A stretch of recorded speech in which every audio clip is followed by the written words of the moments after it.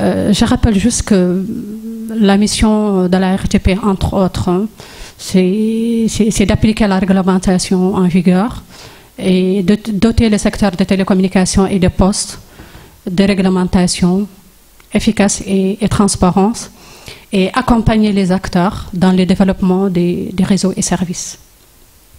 Dans ce cadre, vu que l'objectif de l'autorité, c'est d'accompagner l'innovation et de veiller à ce qu'il y aura des conditions qui permettent à ceux qui ont des projets porteurs, qui ont des services innovants, de les accompagner dans ce cadre. Maintenant, je rappelle que le cadre réglementaire est assez clair sur les régimes. Parce que pour chaque exploitation d'un réseau et service, il y a un régime qui est dédié à ça. On a le régime des licences, qui est à peu près appel à candidature, que les opérateurs de télécommunications présents aujourd'hui ont, tels que Sonatel, Saga Africa et Expresso. Et on a des régimes des autorisations où il y a les fournisseurs d'accès Internet, notamment ce qu'on a aujourd'hui, WOW, Africa Access et Arc Informatique.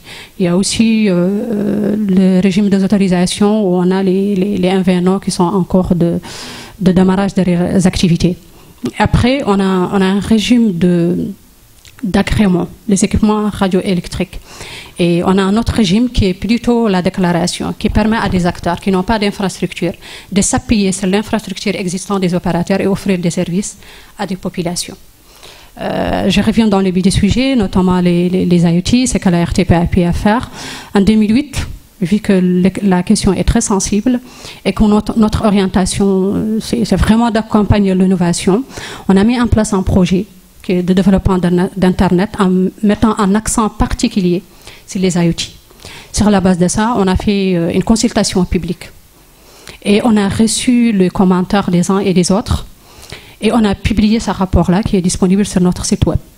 Et l'objectif derrière, quand on va dans les IoT, ça a été dit tantôt par les collègues, c'est dans une bande de fréquences qui est libre.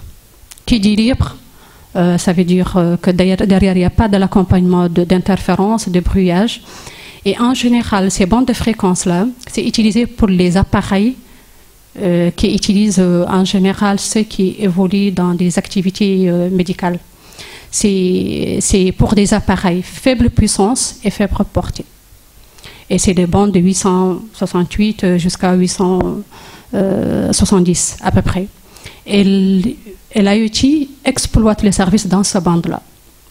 Maintenant, pour les IoT, effectivement, on a besoin des appareils faible puissance mais longue portée. Et qu'est-ce que la loi dit? Le code dit qu'effectivement, on a l'article 46 qui cite à peu près l'ensemble des régimes. Et ceux qui ne se trouvent pas dans ces régimes, qui exploitent des réseaux, ils sont automatiquement dans le régime qui est libre. Mais libre dit faible puissance, faible portée. Maintenant, quand on a de longue portée, l'autorité a habilité de définir un cadre qui permet d'exploiter des services des IoT, en définissant le cadre, les conditions et les modalités d'exploitation de ces services-là. Suite à cette consultation, on a reçu les inputs des acteurs et on a élaboré un projet qui est en cours, un projet de décision qui va fixer les cadres, parce que derrière, il faut encadrer. Ils peuvent brouiller entre eux, ils peuvent aussi brouiller ceux qui ont des fréquences qui sont déjà réglementées. Et le projet va sortir très bientôt, Inch'Allah, et qui permet à certains acteurs qui veulent mettre en place des projets pilotes, observer et regarder derrière, est-ce qu'il faut ajuster ou pas. Voilà en résumé ce que la RTP a fait et est en train de faire dans les prospectives. Effectivement, dans les prospectives, on sait bien que la 5G de nature, c'est mass IoT. On sait aussi que le LTM permet aussi de développer des applications. On a vu dans le cas de, par exemple, aux États-Unis, l'ensemble des opérateurs proposent des applications qui sont développées sur la base de LTM. Et à moyen terme, certainement, en tout cas pour les pays développés, tout ce qui est 2G, 3G, parce qu'avec le LTM, on peut aussi faire de la voix. On voit qu'en France, dans le cadre de Orange, il y a des applications, il y a un labo qui est développé, qui permet en tout cas aux jeunes porteurs de projets de développer des applications dans ce sens. Voilà un résumé.